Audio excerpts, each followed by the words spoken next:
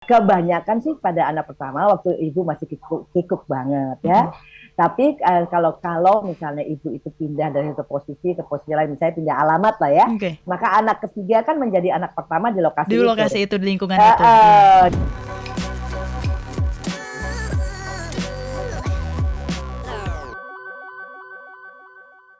Ini untuk mom shaming ini, apakah mm, sampai anak ketiga juga masih sering mendengar mom shaming dari seorang ibu, atau sebenarnya biasanya cuma terjadi, mm. atau mostly ini ada di anak pertama aja nih, Ibu Astrid?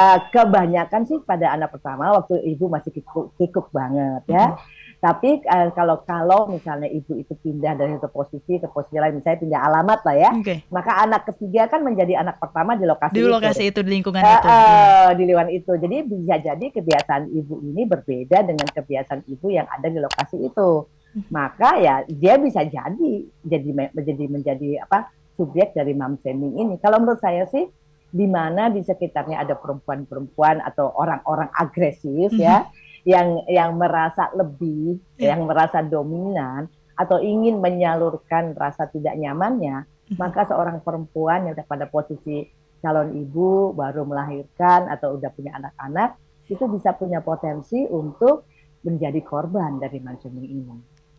Oke. Gitu.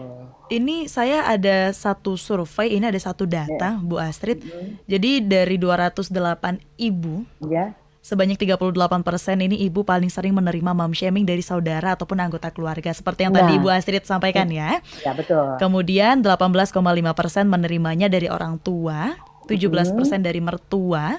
Mm-mm. Kemudian 11,5% ini menerima dari netizen atau orang yang tidak terlalu dikenal. Dikenal. Benar. Kemudian 11% ini dari teman ataupun rekan kerja, Mm-mm. 5,5% dari tetangga, dan Mm-mm. sisanya 1,6% dari suami, dan sisanya pernah menerima dari beberapa pihak. Ini cukup, jadi kita mau dimanapun tetap dapat mom shaming Dapat. juga sebenarnya ya, Bu Astrid ya. Betul, betul. Nah, kalau netizen itu misalnya ibu yang memamerkan dia foto ya, Mm-mm. dia lagi hamil Ah, atau oke. dia foto baru punya anak, kan gitu kan? Nah, ada aja sih komentar kan nggak cocok ya, baju hamilnya Iya, mungkin iya. nggak Cara selera. menggendong kalau misalnya di media sosial, ada satu influencer kan juga sempat viral, bukan viral, sempat jadi perbincangan Ya kan? juga. Mm-mm. Ya betul. Jadi artinya nggak cocok lah ya, nggak sama dengan Mm-mm. nilai kita gitu kan. Kok gitu cara gendongnya? Maka Iya. kemudian dikomentarin. Jadi memang besar kemungkinan dan memang kalau kami di sini di Surabaya kami sering merasa bahwa itu adalah cara memperhatikan ya Mbak. Tapi kalau teman-teman yang baru datang dari Jakarta dan tinggal di sini itu akan merasa sebagai resek, ngurusin orang banget Iya. ya gitu ya. Tapi cara masyarakat di sini dalam memberikan perhatian itu adalah memberikan komentar-komentar. Nah, komentar ini kan berpotensi untuk menjadi shaming. Benar. Karena cara menyampaikan komentarnya kan mungkin tidak pas dengan apa, sifat atau sikap atau nilai si ibu yang dikomentari kan gitu. Mhm. Mhm. Berarti Menjadi kasar. kalau dari pengalaman dari Bu Astrid sendiri yang datang konsultasi, cukup banyak ini yang menerima mom shaming atau seperti apa, Bu? Banyak, cukup banyak. Dan saya kadang-kadang sampai bingung gitu ya. Artinya gini, saya ada cuma bilang gini, kamu ambil positifnya aja deh.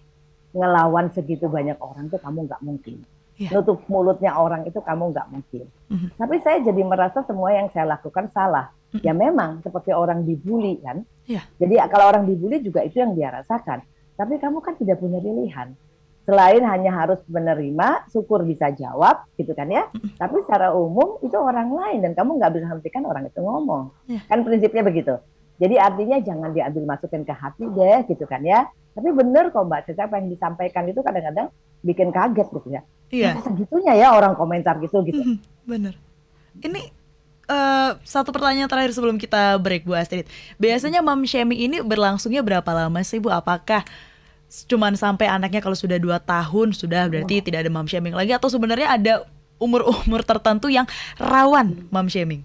Nah, sebetulnya sih biasanya ini kan terjadi pada ibu-ibu baru ya Mbak Cesa ya. Heeh. Tetapi potensi untuk mom shaming sampai anak ini masih dalam asuhan dia ya, sampai anak ini sekitar 10 tahun gitu, itu masih besar. 10 tahun. Karena Wow. anak kan masih dipegang sendiri, jadi mungkin ditemenin ke sekolah gitu mungkin ya, Mhm. ditemenin les les nari Mhm. barangkali, Mhm. ditemenin menggambar. Jadi potensi-potensi untuk dia sebagai ibu yang masih mendampingi anak Ya. sampai dia anak kita anak 10 tahun masih besar kemungkinannya. Tapi umumnya sih terjadi pada ibu-ibu yang baru menjadi ibu, karena Hmm. kalau udah lebih besar dia lebih bisa ngelawan juga kan Mbak. Ya.